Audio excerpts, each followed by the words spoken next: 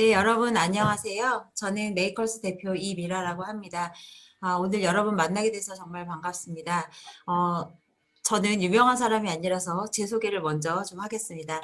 어, 저를 좀 돌아보니까 저는 20대까지 교회 사역을 굉장히 열심히 했던 사람이었습니다. 전도사로 사역을 계속 했었고요. 30대가 되어서는 선교사가 되어서 영국에 있는 터키시 난민들을 위한 여러 가지 일들을 했었습니다.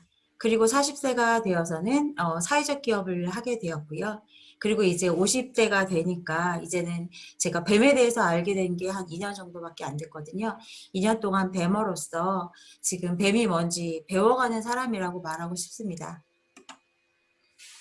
네, 오늘 저는 세 가지를 좀 같이 얘기하고 싶은데요. 첫 번째는 사회적 기업 메이커스를 어떻게 세우게 되었는지, 그리고 어떻게 운영하고 있는지를 말하고 싶고요. 그리고 두 번째는 중대국 청소년 대안학교인 새꿈학교를 어떻게 하고 있는지, 그리고 마지막으로 교회와 어떻게 같이 가고 싶은지를 얘기하고 싶습니다.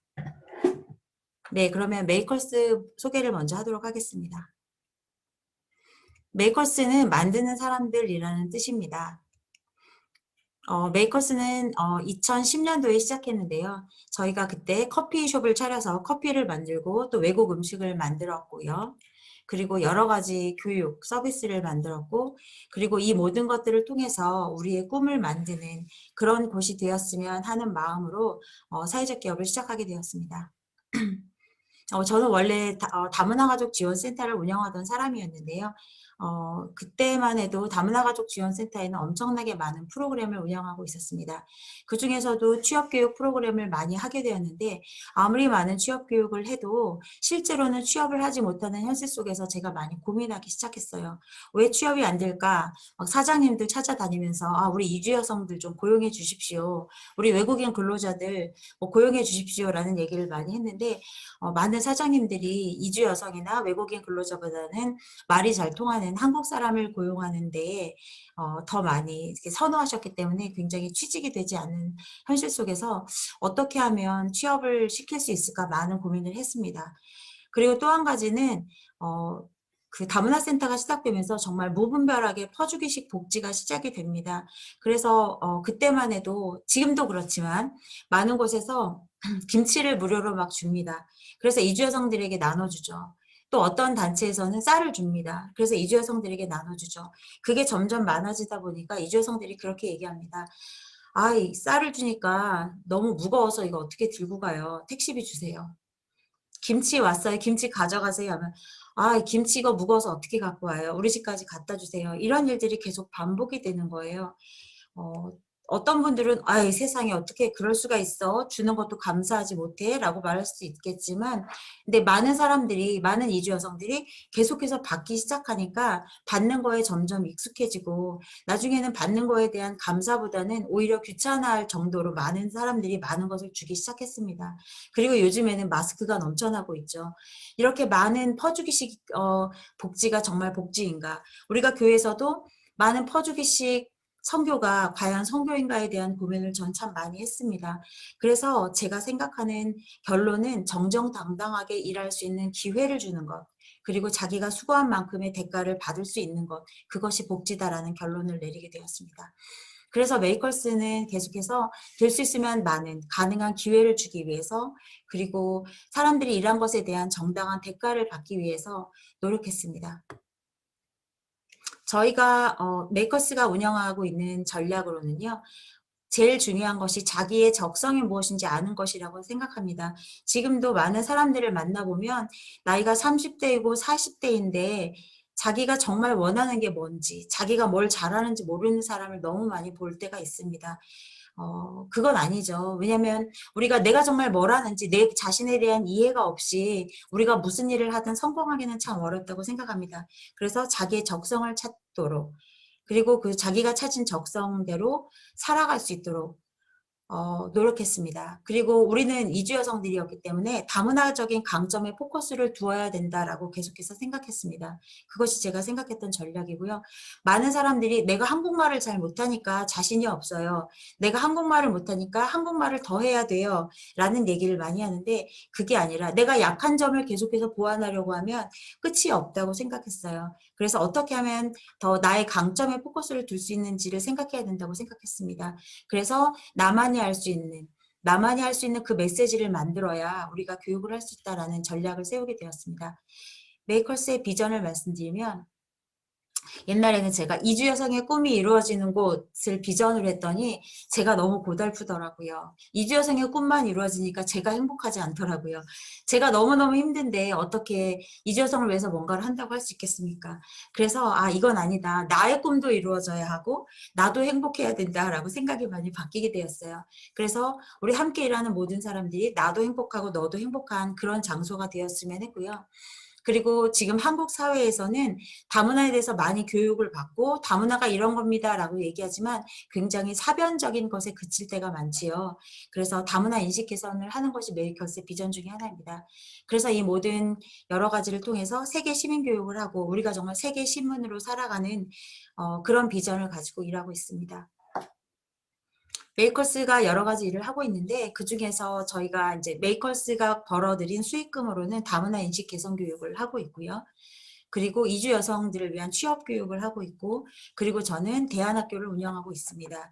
제가 새꿈 학교라고 해서 전일제 대안학교를 10년 동안 운영하고 있는데 요즘에 러시아 아이들이 너무 많아지다 보니까 러시아 아이들을 위한 소망학교를 또 새로 만들었습니다. 그래서 이 새꿈 학교는 전일제 대안학교라면 소망학교는 방과 후 학교로서 아이들에게 한국어를 좀 더 배울 수 있도록 그래서 한국 생활을 잘할 수 있도록 하는 그런 학교를 시작하게 되었습니다. 네, 메이커스가 하고 있는 일이 무엇인지 말씀드리겠습니다. 메이커스는 제일 많은 수익을 내고 있는 부분은 교육 사업이고요. 그리고 여러 가지 행사를 기획하고 소품이나 음식을 수입해서 팔고 그리고 교구제를 개발하고 있는데요. 저희가 하는 다문화 교육은 학교나 유치원이나 각 기관에 가서 수업을 하는 거예요. 저희가 다양한 방법으로 다문화를 설명하는 일들을 하는데 요즘에는 학교에서도 6시간 이상 의무 교육이 있기 때문에 다문화 교육에 대한 수요가 많은 편입니다. 그래서 학교에 가서 다문화에 대한 수업을 많이 하고 있고요. 그리고 또 글로벌 교육 지도사 자격증 과정을 운영하고 있습니다. 이 자격증을 운영하게 된 이유는 이주 여성들이 한국에 시집 온 사람들이 학교로 수업을 나가면 저희가 학교에다 이력서를 내는데 학력이 낮아서 고민하는 사람들이 되게 많더라고요. 그리고 또 학력이 낮다 보니까 프로필에 강사 이력서에 쓸 말이 너무 없는 거죠. 그래서 어떻게 하면 도와줄 수 있을까 고민을 하다가 민간 자격증이지만 그래도 자격증이 하나 정도 더 있으면 가서 수업을 하는데 좀 더 도움이 되지 않을까라는 마음으로 시작했는데 올해가 3년째인데 굉장히 반응이 좋습니다. 저희가 하는 다문화 행사는 이제 1년에 한 번씩 메이커스가 주최하는 세계문화여행이라는 행사가 있고요. 관공서에서는 여러 가지 행사를 기획하고 운영하고 있습니다. 그리고 또 저희가 아까 무역을 한다고 말씀드렸는데 저희가 국제 식자재나 커피, 음료 등을 판매하는데 그 한국의 재료와 외국의 재료를 섞어서 하는 많은 퓨전 요리들을 많이 개발을 해서 그런 걸 판매하기도 하는데 요즘에는 저희가 커피숍을 직접 운영하고 있지 않기 때문에 뭐 행사 때나 이럴 때 많이 판매를 하고 있고요. 그리고 국제 물품을 많이 수입을 해서 판매하는 일도 하고 있는데 다 교육 관련 자료들이고 그래서 저희가 학교에 수업 들어갈 때 판매하고 있습니다. 그리고 저희가 1년에 한 번씩 하는 세계문화여행은 굉장히 대규모 행사인데요. 2014년부터 시작해서 1년에 한 번씩 뭐 한 2주 정도 기간 동안의 행사를 하고요. 2,000명 이상 참여하고 특히 어린이집에서 굉장히 인기 있는 행사로 하고 있습니다. 그리고 저희는 2017년부터는 국민은행이랑 같이 일하게 돼서 국민은행의 청소년 멘토 KB라고 하는 국민은행만의 대표 사회공헌 사업이 있는데 거기에 참여를 해서 같이 했었고요. 그래서 2017년도에는 5천만 원 정도 지원을 받아서 25기 지역아동센터에 수업을 들어갔는데 그거에 대한 평가가 좋아서 2018, 19년도에는 1억씩 받아서 저희가 전국에 있는 지역아동센터와 학교에 가서 수업을 했습니다. 그리고 아까 말씀드렸던 글로벌 교육 지도사 자격증 과정은 2018년에 이제 1기를 시작으로 지금 작년에 7기까지 진행이 됐고요. 올해는 코로나로 어려운 상황이었지만 3번 동안 글로벌 교육 지도사 과정을 마쳐서 지금 현재 글로벌 교육 지도사로 115명이 자격증을 취득하였고, 이분들이 지금 메이커스와 함께 학교나 여러 기관에 가서 수업을 하고 계십니다. 네, 여기까지 메이커스에 대해서 소개드렸고요. 예, 이제 새꿈학교에 대해서 좀 말씀드리려고 합니다. 새꿈학교는 아까 말씀드린 것처럼 중도입국 청소년을 대상으로 하는 전일제 대안학교입니다. 그래서 전일제 대안학교이기 때문에 학교를 안 다니는 학교 밖 청소년들을 위한 학교고요. 그리고 저희는 언제든지 학교에 들어올 수 있고 1년제 과정이어서 1년 동안 한국어를 주로 배웁니다. 그리고 이 한국어를 배우고 나서 저희가 필요하다면 계속해서 아이들에게 직업교육도 시키고 뭐 토픽이라던가 여러 가지 과목을 통해서 아이들이 이 한국 사회에 좀 더 잘 적응할 수 있도록 돕는 그런 학교입니다. 중도입국 청소년이 뭔가 궁금하신 분들이 계실지도 몰라서 짧게 설명을 드리자면 중도에 한국에 입국한 청소년은 다 중도입국 청소년이라고 합니다. 제일 많은 경우가 이주 여성들이 한국 남자랑 재혼을 했을 때 전 남편의 자녀를 데리고 오는 경우가 가장 많고요. 그리고 뭐 어제 말씀하셨던 것처럼 탈북자의 자녀들, 예, 이제 중국에서 태어난 탈북자의 자녀들도 중도입국 청소년이라고 하고, 그리고 또 우리나라 뭐 주재원의 자녀들도 중도입국 청소년이라고 뭐 분류는 할 수 있는데, 저희 학교에서 배우기보다는 그런 아이들은 보통 다른 대안학교에 가는 경우가 많습니다. 그래서 저희 학교에 온 아이들은 다 이주 여성이 첫 번째 결혼을 실패하면서 낳은 자녀들인 경우고요. 또 다른 말로는 이주 배경 청소년이라고도 합니다. 여성가족부의 기준에는 9세부터 24세 청소년이라고 정의했는데, 저희 학교에는 지금 30세 이상이 되는 아이들도 있거든요. 그래서 여러 가지 이유로 학교를 갈 수 없고 뭐 직장에 취직을 하지 못한 아이들은 다 저희 학교에서 공부를 하고 있습니다. 네, 새꿈학교는 2010년도에 시작이 되었는데요. 처음에 시작할 때만 해도 한국 사회에 중도입국 청소년이라는 단어가 없었고, 그리고 다문화 가족 지원센터에 남자아이들이 한두 명 이주 여성 사이에서 한국어를 공부하고 있더라고요. 그래서 어떻게 된 일인지 알아봤더니 아이들이 한국에 와 있는 아이들은 너무 많은데 그 아이들을 위한 교육이 전혀 없었습니다. 그래서 제가 다문화 가족 지원센터를 운영하고 있었기 때문에 한번 모아봤어요. 중도입국 청소년이 도대체 몇 명이나 되지? 자, 한번 모여봐 하고 모였더니 16명의 아이들이 모이더라고요. 그렇게 많은 아이들이 아무 교육 과정 없이 방치되고 있었던 겁니다. 그래서 전국적으로는 그때만 해도 2,000, 3,000명의 아이들이 있었지만 아무도 관심 갖지 않았었기 때문에 제가 이 아이들을 위한 학교를 그냥 시작을 하게 되었고, 뭐 어떤 대책이나 계획이 없이 그냥 시작했기 때문에 처음에 굉장히 많은 고생을 했었습니다. 아무 예산이 없었지만 그래도 저희가 그냥 한국어를 가르치고, 그리고 아이들에게 제일 어려웠던 게 급식 문제가 많이 어려웠었어요. 왜냐하면 예산이 없었기 때문에. 그리고 급식 문제는 몇 년 동안 어디서도 지원받을 수 없는 그런 여러 가지 어려움 때문에 어려움이 있었지만 그래도 굉장히 보람이 있었습니다. 아이들에게 얘들아, 내일부터 여기가 너희 학교야. 여기 와서 우리 같이 한국어 공부할 거야 라고 말했던 그 순간을 10년이 지난 지금도 저는 잊지 못합니다. 아이들이 굉장히 힘들어하고 날마다 무엇을 해야 할지 모르는 아이들이 내일부터 여기가 너희 학교야 라고 말했을 때 그 표정이 저는 평생 잊을 수 없는, 그리고 제가 이 사역을 놓을 수 없는 이유가 되었던 것 같아요. 아이들이 너무너무 기뻐하였고, 그리고 내가 아침에 눈을 떴을 때 누군가가 나를 기다려준다는 것, 내가 어딘가 갈 곳이 있다는 게 사람에게 굉장히 큰 꿈이 된다는 생각이 들었습니다. 그래서 그때부터 지금까지 이 학교를 계속해서 운영을 하고 있고요. 그래서 청소년을 위한 여러 가지 프로그램을 하고 있습니다. 우리나라의 중도입국 청소년을 지원하는 공식 기관은 주무부처로는 여성가족부가 있고요. 그리고 이주배경 청소년 지원재단의 무지개 청소년센터라는 곳이 이제 국가에서 만든 재단 법인인데요. 여기에서 이 사업을 다 총괄하고 있습니다. 그래서 레인보우 스쿨이라고 해서 관심 있는 분들은 들어보셨을 텐데요. 전국에 현재 16개의 레인보우 스쿨이 있는 걸로 알고 있어요. 그래서 저희도 이제 인천의 레인보우 스쿨이라는 이름으로 이 학교를 계속해서 운영하고 있는데, 전국적으로는 16곳에서 1,400명 정도가 지금 공부를 하고 있다고 합니다. 네. 참고로 지금 우리나라에 와 있는 중도급 청소년은 3만 명이 넘습니다. 저희 새콤학교에서 하는 프로그램은 한국어 교실을 가장 많이 하고 있어요. 왜냐하면 아이들이 한국어가 가장 필요하기 때문에 온 것이기 때문에 그렇습니다.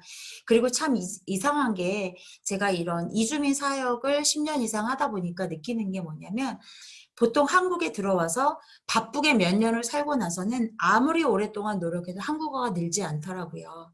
참 이상하죠. 우리나라 사람들이 미국에 이민 가서 살고 계신 분들이 참 많은데 10년이 지나고 20년이 지나도 영어 못하시는 분들 굉장히 많으시거든요. 한국인들 사이에서 살고 한국말만 하고 그렇게 살다 보면 영어를 배울 기회를 놓치게 되는데 우리 아이들도 마찬가지인 것 같아요. 그래서 저는 우리 아이들이 한국에 들어오자마자 한국어를 배울 수 있도록 최선을 다해서 좀 가르치려고 하고 있는데요. 한국어를 오전에는 저희 학교의 오전 프로그램은 다 한국어입니다. 한국어를 3시간 정도 매일 월화수목금 가르치고 오후 시간에는 뭐 미술치료라던가 음악치료 그리고 체육 그리고 한국생활 적응교육으로 뭐 토픽이라던가 검정고시반 그리고 놀러가는 프로그램도 많이 하고 있는데요. 우리 아이들이 놀러가는 프로그램 정말 너무너무 좋아합니다. 네, 여기까지가 제가 이제 나누고 싶은 이야기를 나눈 거고요. 이제는 제가 했던 일들을 중심으로 교회와 함께 어떻게 사역해야 되는지 좀 같이 얘기하고 싶은데, 여기부터는 제가 좀 많이 속 얘기를 좀 해볼까 합니다. 준비되셨죠? 네. 네. 다문화 사회적 기업을 한다는 게 어떤 의미인가? 라고 물어보신다면, 저는 이렇게 말씀드리겠습니다. 지금 전국에 다문화 사회적 기업을 시작한 곳은 100곳이 넘을 거예요. 제가 2010년도에 창업을 했었을 때 이미 그 전부터 2009년부터 이주여성과 함께 그리고 다문화 센터들이 창업을 많이 하셔서 사회적 기업을 시작을 하셨거든요. 그리고 그때는 정말 지원이 많았기 때문에 너무나 많은 지원금을 받았는데 거기다 문을 닫으셨고요. 지금까지 계속해서 다문화 사회적 기업을 하고 있는 곳은 저와 또 한 곳밖에 없습니다. 네, 굉장히 어렵다는 뜻이죠. 다문화 사회적 기업을 한다는 것이 정말 쉽지 않습니다. 그 이유가 뭔가 제가 좀 생각을 해봤더니 일단 다문화인들과 한 직장을 다니면서 뭐 대표자와 직원으로서 소통을 하는 게 굉장히 한국 사람을 대하는 거랑 많이 다르다는 거죠. 한국 사람들이랑 얘기하다 보면 그런 얘기를 많이 해요. 어느 정도는 자기가 알아서 해야지. 직원들이 좀 알아서 해주기를 바라는 마음이 굉장히 많은데 이주 여성들은 자기네 문화 안에 있었으면 알아서 했을지도 모르겠지만 한국의 문화는 너무나 다르기 때문에 알아서 할 수가 없고요. 그리고 또 한 가지 문제는 우리가 새로운 문화에 들어가서 그 문화에 적응을 하려면 처음에 자기가 어떤 포지션이었는지가 굉장히 중요합니다. 그래서 제가 이주 여성이 한국에 들어왔을 때는 어떤 포지션으로 적응을 하냐면 한국인 남편, 내가 사랑해서 결혼한 남자일 수도 있지만 그렇지 않고 그냥 중개소를 통해서 결혼한 한 남자의 아내로서 그냥 한국의 포지션이 정해질 때에는 굉장히 낮은 지위죠. 그래서 뭐 언어도 모르니까 그리고 남편이 모든 걸 다 주도해서 해버리고 나는 그냥 따라가는 입장이기 때문에 굉장히 수동적인 자세로 한국 생활을 적응하게 되거든요. 그럼 한국에서 사는 동안에 이 친구가 얼마나 성격이 어땠든지 상관없이 굉장히 수동적이고 수능적인 사람이 될 수밖에 없거든요. 그런 사람을 직장으로 끌어내서 같이 일을 할 때 이 사람들이 굉장히 수동적인 게 이상하지는 않습니다. 그래서 외국인들이랑 이렇게 같이 일하면서 갈등 상황이 생기는 이유를 저는 소통하는 법이 다르기 때문이라고 말하고 싶습니다. 그래서 함께 일한다는 게 참 어려운 게 제가 작년에 이제 그러니까 처음에는 제가 이주 여성들하고만 일을 했어요. 그래서 이주 여성들이랑 저랑 갈등이 생길 수 있고 또 이주 여성과 이주 여성이 갈등이 생길 수 있었는데 다른 나라 이주 여성들끼리 또 문화적인 차이 때문에 갈등이 생기잖아요.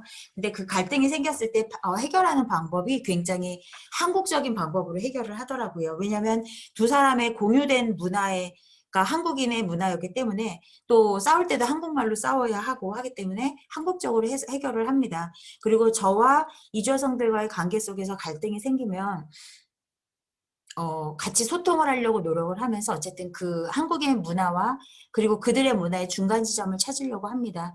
그런데 이제 회사가 오래되다 보니 한국인 직원들이 들어오게 되고 같이 일을 할 때에 한국인 직원들과 또 이주 여성 사이에 갈등이 생겼을 때는 해결하기가 참 어렵더라고요. 왜냐하면 한국인들이 이주 여성의 문화를 이해하기는 어렵잖아요. 뭐 그렇게 이해를 하시는 분들도 계셨지만 대부분 한국인일 경우에는 이주 여성의 문화를 모르는 채로 들어오셔서 일하시는 경우가 많았는데 같이 소통하는 게 많이 어려웠고요.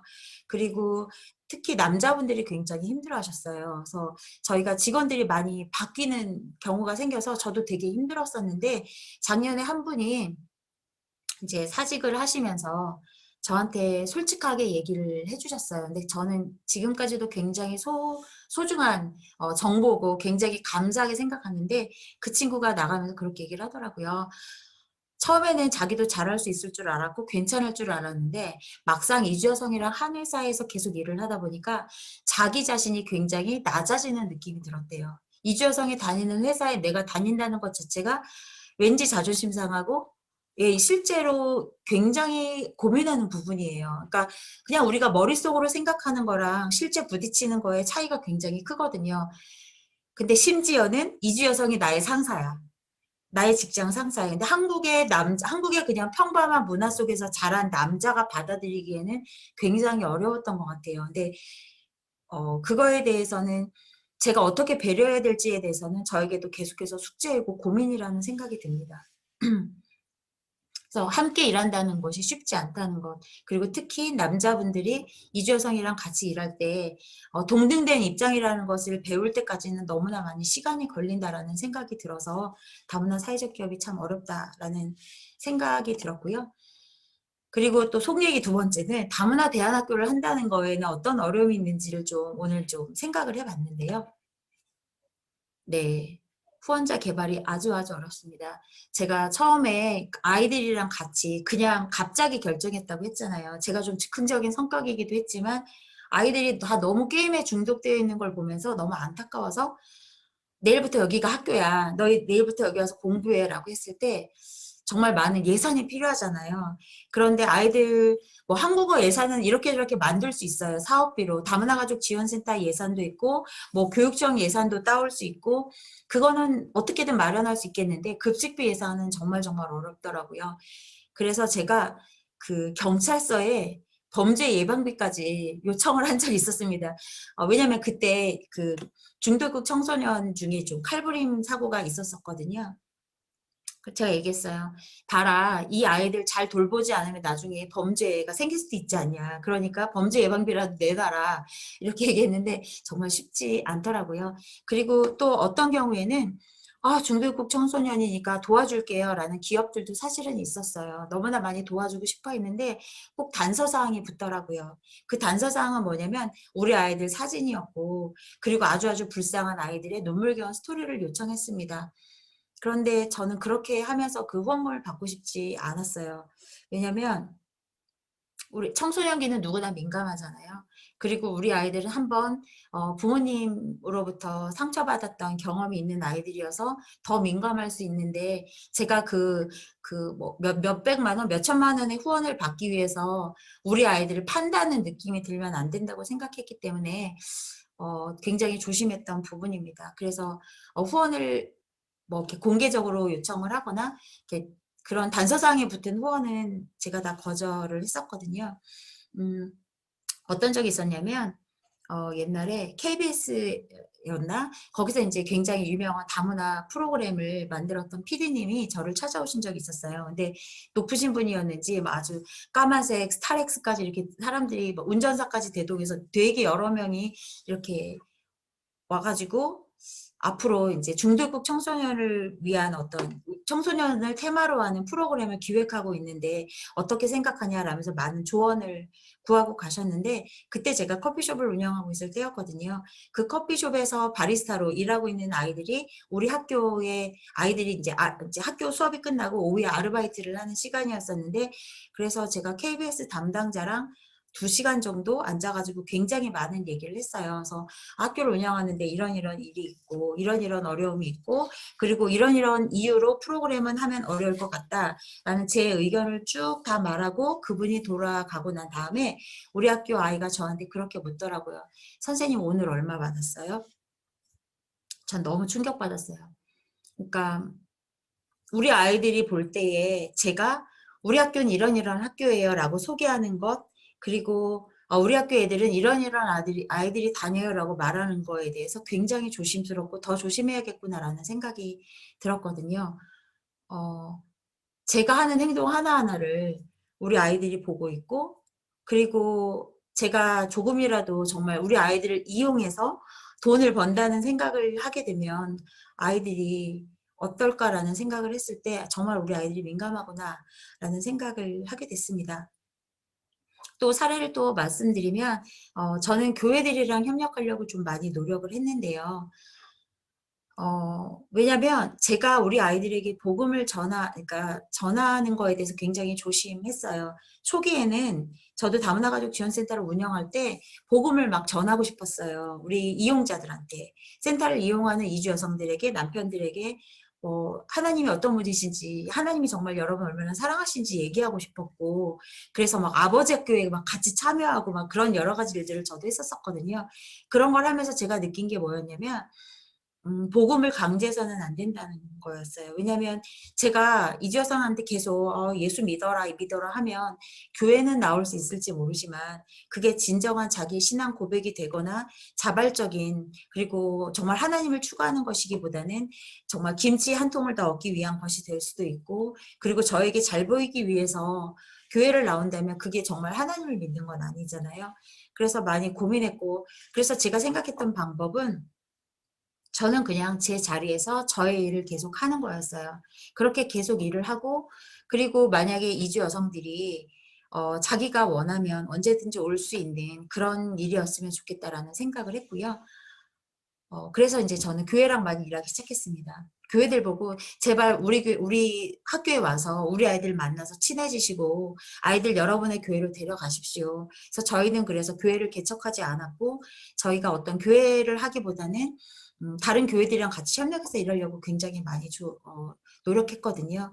그래서 우리 아이들이랑 같이 모 교회가 같이 수련회를 준비한 적이 있었어요. 여름 수련회처럼 이렇게 준비를 했고 그 교회가 얼마나 열심히 준비했냐면 참가하는 모든 청년들이 정말 40일 동안 금식하면서 이 아이들의 영혼을 주십시오라고 금식하면서 저희가 수련회를 준비를 했습니다.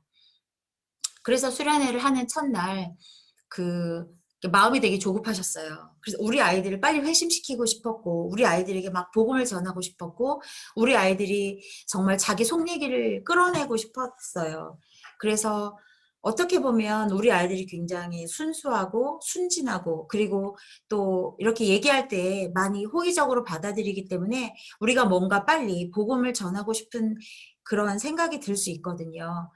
하지만 그렇게 너무 조급하게 아이들에게 접근했을 때 아이들이 굉장히 거부감을 느끼고 오히려 멀리 도망가 버리는 그런 경우들을 보게 되면서 참 안타까웠던 적도 있었고요.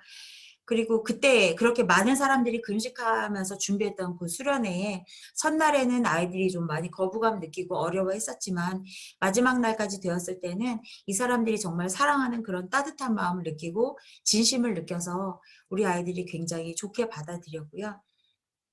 그리고 그거는 이제 교회와 함께하는 수련회라서 너희들이랑 같이 하나님이 어떤 분이신지 얘기하는 시간도 있을 거야 라는 얘기를 해주고 또 이렇게 하루에 한 번씩 설교를 통해서 많은 아이들이랑 얘기를 나누고 그리고 그때 중국인 유학생이 같이 와서 아이들에게 1대1로 사역일을 나누면서 복음을 전했었는데 그때 우리 학교 아이들이 23명 정도 참석했었는데 21명이 복음을 받아들이고 하나님을 믿게 되는 그런 놀라운 일도 있었습니다.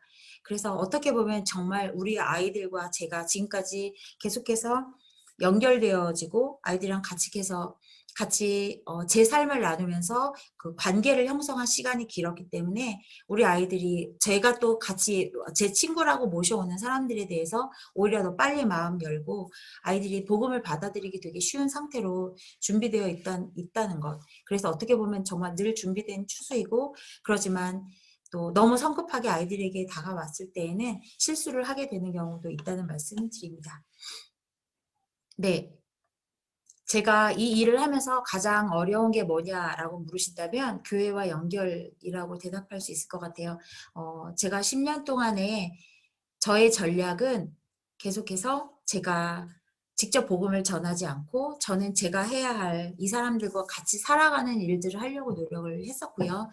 그리고 교회들과 연결해서 교회들이 와서 이 아이들에게 복음을 전하고 교회들이 와서 이주 여성들에게 뭔가 하기를 굉장히 많이 바랬었는데 제가 정말 많이 바랬었는데 이렇게 성공적인 경우는 한 번밖에 없었고 10년 동안 참 많은 어려움들이 있었거든요.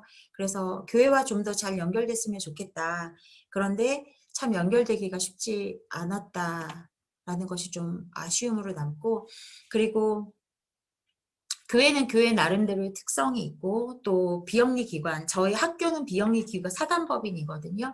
사단법인으로서의 그런 어려움, 그리고 기업으로서의 어려움이 있는데 제가 사회적 기업을 하면서 참 어려운 게 직원들을 내가 정말 복음을 전하는 대상자로 여길 것인지 나의 제자니까 무조건 다 품어줘야 하는지 아니면 기업은 기업이기 때문에 수익을 창출해야 하고 그 수익을 창출하기 위해서 이 사람들과의 관계 속에서 제가 해고도 할 수 있는 그런 게 또 기업이잖아요. 이런 관계 속에서 많이 고민했던 것 같아요. 그래서 이 교회와 비영리 기관과 기업이 굉장히 다르고 그 성격이 다르고 색깔이 다르고 시작이 달랐기 때문에 그 사람들과의 관계도 많이 달라져야 된다는 것에 대해서 많이 좀 어렵고 많이 고민되는 부분입니다. 네, 제가 교회에 바라는 것이 무엇이냐라고 물어보신다면 저는 누구를 후원할 것인가에 대해서 좀 한번 생각해 보고 싶습니다. 우리가 후원을 할지 말지 결정할 때 우리가 어떤 선교사를 후원할까 말까 아니면 우리가 어떤 어려운 아이를 후원할까 말까라고 결정할 때 우리의 감정이 가장 많이 좌지우지하는 게 아닌가라는 생각을 저는 해보게 되었어요.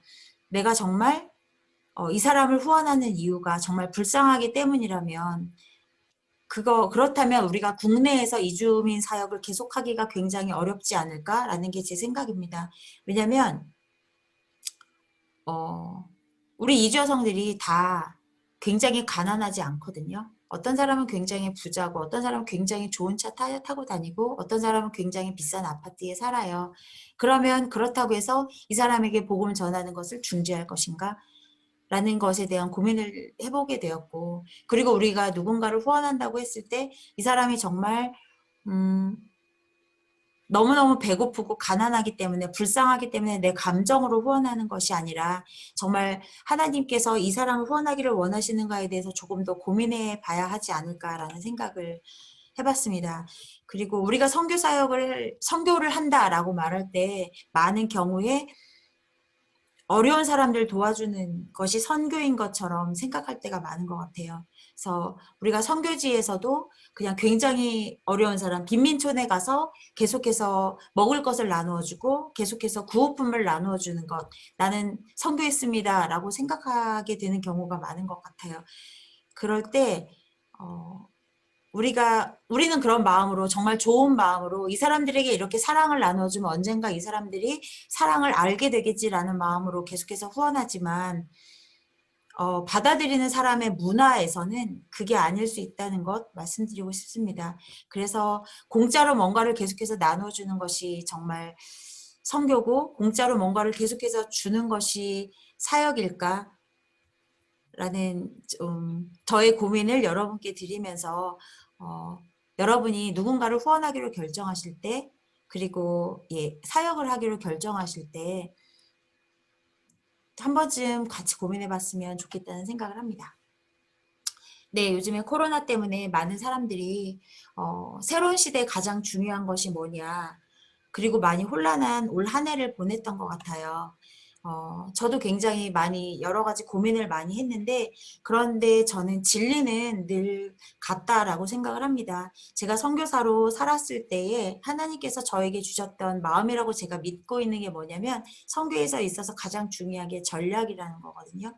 내가 전략이 없이 무조건 부지런히만 일한다고 되는 것도 아니고 전략이 없이 내가 정말 많은 일을 한다고 되는 것이 아니라 정말 하나님께 원하시는 그 일이 무엇인지 그 일을 알고 그 방법대로 하지 않는다면 정말 효과적으로 사역하기는 어렵지 않나라는 생각이 들고 그리고 제가 오랫동안 고민하면서 느꼈던 가장 중요한 전략은 바로 연합이라는 거였습니다.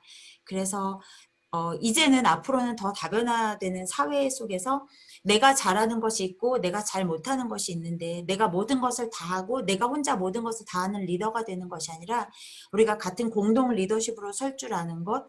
그래서 나는 내가 잘하는 부분을 하고 그리고 너는 너가 잘하는 부분을 하는 것. 그것이 가장 중요하다라고 생각합니다. 그래서 제가 10년 동안 이 일을 해오면서도 제가 복음을 전하려고 하지 않았던 것도 어떻게 보면 하나의 전략이었거든요. 저는 제가 할 수 있는 이 사람들을 돕는 일을 하고 그리고 또 다른 교회 여기서 말하는 교회는 어떤 그 유형의 교회라기보다는 우리 하나님을 믿는 한 사람 한 사람이 다 교회잖아요. 그런 분들과 같이 연합하고 협력해서 일하고 싶었던 그 전략이 어떻게 보면 굉장히 힘들지만 가장 중요한 것이 아니었을까라는 생각을 합니다. 네, 여기서 제 강의를 모두 마치도록 하겠습니다. 감사합니다.